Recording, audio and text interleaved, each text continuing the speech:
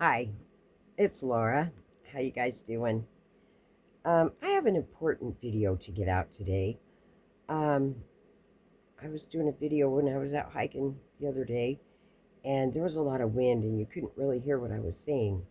So I'm reshooting it because it's very important.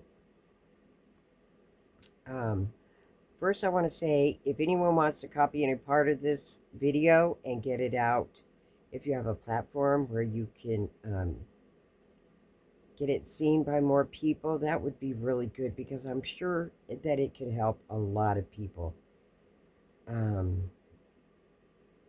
it's kind of empowering them to get out of the situation they're in, to help them be able to leave an abusive situation. Um, and my disclaimer, I am not a doctor, um, nor a therapist, and my expertise lies in escaping abuse myself and studying it for all it was worth. I just needed to know what happened. And I studied the psychology, the astrology, the numerology. I went everywhere to figure it out. The person was no longer alive, and I didn't remember it. I had seemed to have dissociated, and that is something that is very prevalent. A lot of children do that to escape the pain. And I was surprised to see just how prevalent that is. Anyway, if you were verbally or sexually abused at a young age, um, betrayed by someone close to you, which is normally what the case is, um, this leads to a programmed state of survival, um, a hyper a hyper awareness of your surroundings at all times, of the people that are around you. You're always trying to gauge the room to find out where the danger might be coming from. Um, that hypervigilance and fear keeps you um, keeps you where you're at because you can't trust anyone around you. The betrayal from at an early age really destroys your sense of trust in anyone.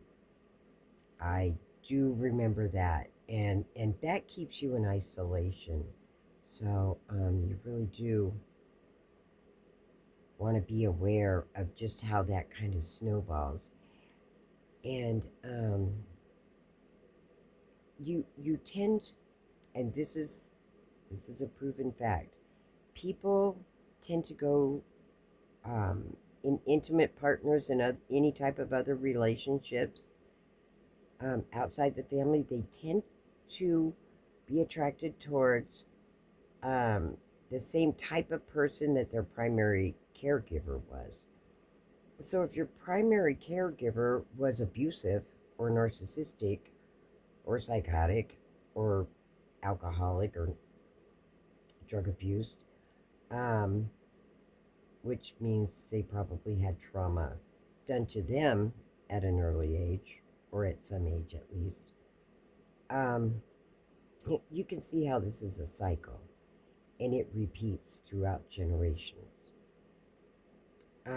Stockholm syndrome is, say, narcissists use trauma bonds, which is the same thing as Stockholm syndrome. And what they are is a type of intermittent reinforcement, which is a deprivation and reward program in your brain.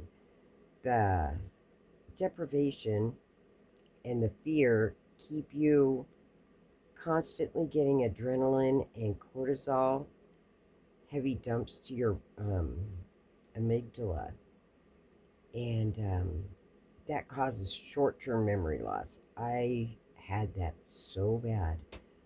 Um, Also, they use a number of tactics on you that keep you in that hyper state of arousal, that fight or flight survival mode. Um, so being in these types of situations from a young child and growing up, it wires your brain differently. Um, you confuse safety for harm, and care for love, and everything gets cross wired in your brain. They get wired together so that you become like emotionally numb. And if you've seen victims, they look shell shocked. They have kind of just checked out. Um, the Stockholm syndrome, I believe that is more brutal. It's where you're attacked, beaten, raped, and then occasionally given some sort of comfort, things like that. It, it, it, it's similar to a gambling addiction where, the reward is fewer and fewer between, and you're spending more and more money. And you're just thinking back to that first time you had a big win, and you're always chasing that. You're always chasing that for that one little bit of serotonin that gets deposited into your brain that makes you feel so good that you want more of it, so you're kind of hooked. And they don't let you get that serotonin from anywhere but them. That keeps you addicted to them, and it gets you thinking like them. You really do start to become them. It's true. And in the trauma bond, it's not as severe as it is with the Stockholm normally, but it's the love bombing stage where you can do no wrong and you're put on a pedestal and treated like a queen, and then boom, they start with these little digs that they know will hurt you to your core, and you write them off. I mean, you feel it in your gut. That's a red flag. You feel it, but you make excuses for them. And as this goes on, the abuse gets worse, and the good times are so few and far between. And sometimes all we remember are the good times. And the abuse gets ramped up, and the betrayals, one after the other, after the other. After a while, you get blind to those. It really is a thing, betrayal blindness. And it's insidious, but you find yourself enslaved to another person. There are no chains, but it is a mental bind that even if you could walk away, you'd end up going back. I know it sounds really sick, but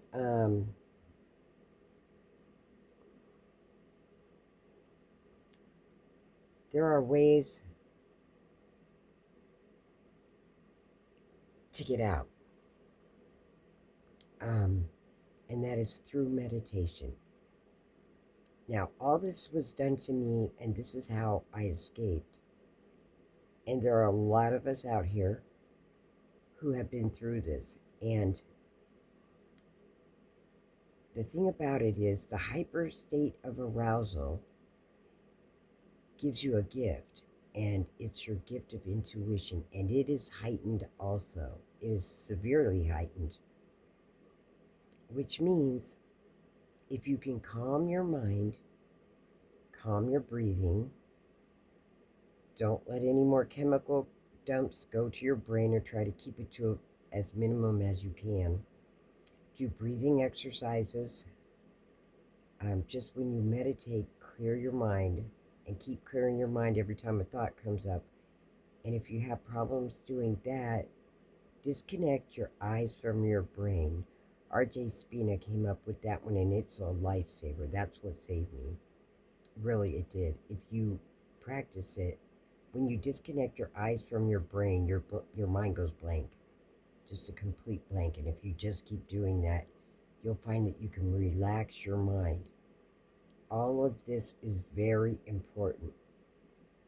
When you relax your mind and you meditate, you do the breathing exercises, and one more thing, you throw in visualization. If you can visualize yourself getting away safely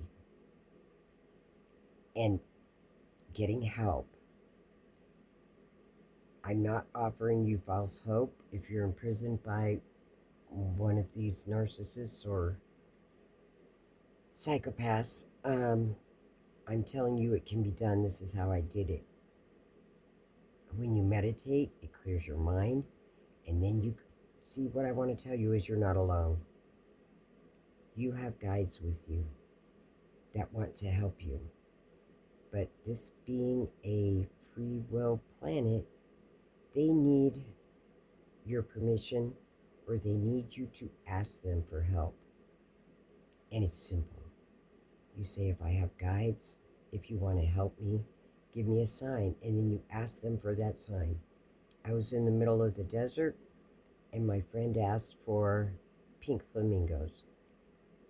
He walked back to his camp about a half hour away, sat down in a chair by his fire pit, and a newspaper or a magazine article went blowing by in the wind, and it had pink flamingos on it. He was floored. He said he stayed up all night talking to his guides, couldn't believe all the insights and all the things they had to tell him about his family, about his childhood, about some of the things he could not remember. He came over first thing in the morning and was thanking me so much for telling him about it. And I know a lot of people who've done this. And if you are in a situation and in danger, they are there with you, and I want you to know that. This is not false hope, I promise you that. And I promise you, whatever sign you ask for, you will get. I promise you.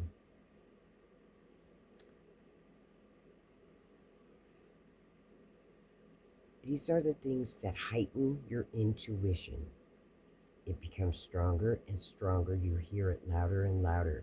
The more you can calm your brain and practice breathing exercises and visualize you getting away. Visualize it.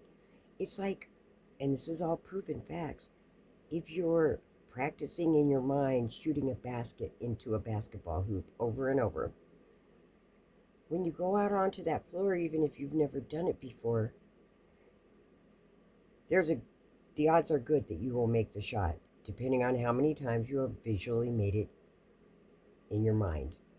Your mind doesn't know the difference between practicing it in a dry run in your mind and actually doing the thing. One more thing you have to do is have faith.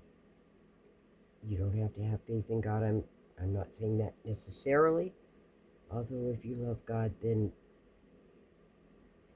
He needs your permission. He needs you to ask. If you ask Him for help, you will receive it. It's how I got away.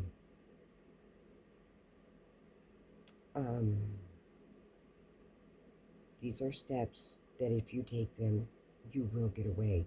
You have to believe that you can get away.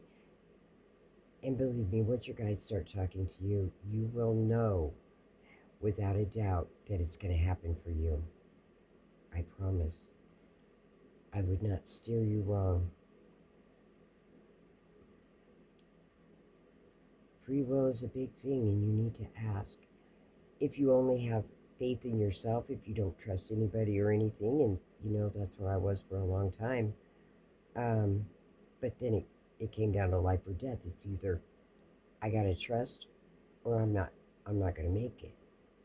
When it came down to that, I even withstood a whole lot more punishment than I ever needed to take. And I regret that. But, sometimes it takes what it takes. But you can get away. You have to believe you can get away.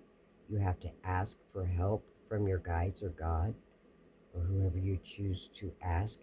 Prayer, I'm telling you, prayer always helps.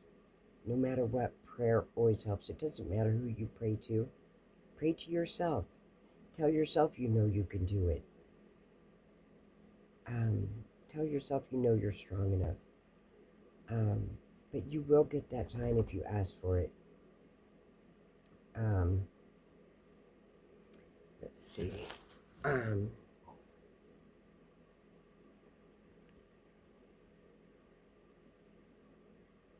It, you need to calm your nervous system, meditate, breathing exercises, breathe in, count of 4, hold it, count of 4, breathe out the count of 4, or breathe in twice. That always calms me. Breathing exercises are real good. They'll help you with pain or anything else that you, especially for calming down. If you're not calm, you lose. It's a disconnect from your guides. One way you can communicate with them is through ringing in your ears. Once you make contact with your guides, if they're not already ringing, they will start ringing. And your left ear is your immediate environment. A low-pitched hum is not a good sign. It means to be aware of your surroundings at this time. There might be something you need to pay attention to, and usually that's what your own intuition has been telling you anyway. You can walk in a room and know that something has just happened there. You can feel the vibrations in the room. You've been doing it for a long time. You may not realize it, but you have.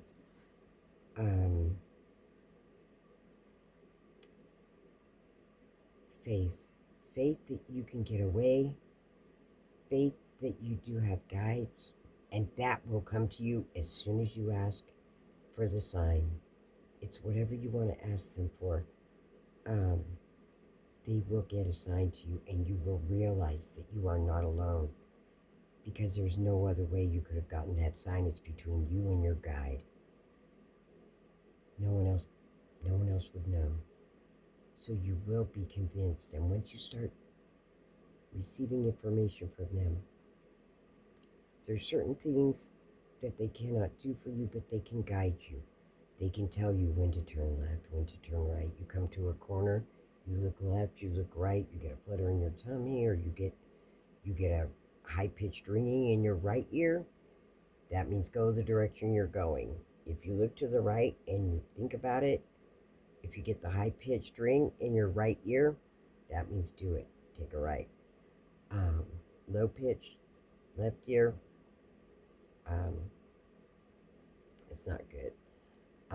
But don't panic. Don't feel fear. That gives you a chemical dump of cortisol and adrenaline to your amygdala. That causes short-term memory loss, and it causes it soon, especially if it's something you've been dealing with for a very long time. I was 58, and there wasn't a day didn't go by I didn't lock my keys in the car. I was suffering from short-term memory loss. Walk into a room, never know what I was going in there for. It was so bad. But I want you to know these things because you can get away. And there are people out here like me who have been working on our intuition, who your guides can guide you to. There's also shelters, and there's people that bring food out to people in the streets. You can ask anyone for help. You can go to a police station. You need to seek help. And if there's others back being held captive, you really should. Don't ever go back to any place you've ever been. Not your family. You don't know who put you in that situation. It could have been your family, even though you don't realize it. Because of the confusion in your brain caused from early childhood. That is very important. Don't go back to anywhere you've ever been.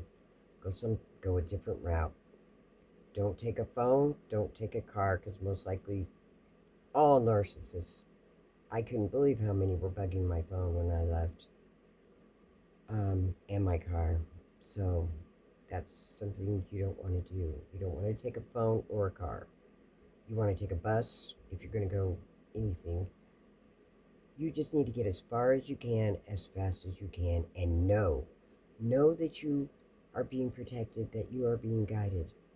It's very important that you visualize it in your mind, getting away and getting away clean. Know that this can be done. If I can do it, you can. All you need is faith. Faith that you can do it, faith in God, faith in your guides. They're there with you right now, and you're safe. You just have to know that you're safe. You have to know that you're safe and you can get away. Anyway, this is something I felt impelled to get out immediately because I know that there are a lot of people out there who are in the same position that I was in. And I wish you the best of luck. And if I am anywhere near, if my guides give me a heads up, there's a lot of us out there who listen to what our guides say without question, because we already know that they have done nothing but a kindness for us, that they have helped us in more ways than anyone can imagine. There is life after this. There is recovery, and it might not even take as long as you might believe. And a lot of us have even done it on our own with our guides, and God, or a higher power, or whatever you want to believe in. It doesn't matter what you believe in, as long as you have faith that you can get away and that everything's going to be okay, then it will be, I promise you. I would not steer you wrong. I wouldn't. I'm going to make a lot more videos on each individual tactic that the narcissists use to rope you in and to keep you stuck. Fear is your absolute worst enemy. It keeps the short-term memory. It gets worse and worse. So you really want to try to stay as calm as you can at all times. And knowing that your guides are there is going to help you a lot. So if anyone else wants to copy this video, to get it out, to share it, that would be great. A thumbs up. Any way you can help to spread this message is greatly appreciated. And there'll be lots more videos to come. Thanks.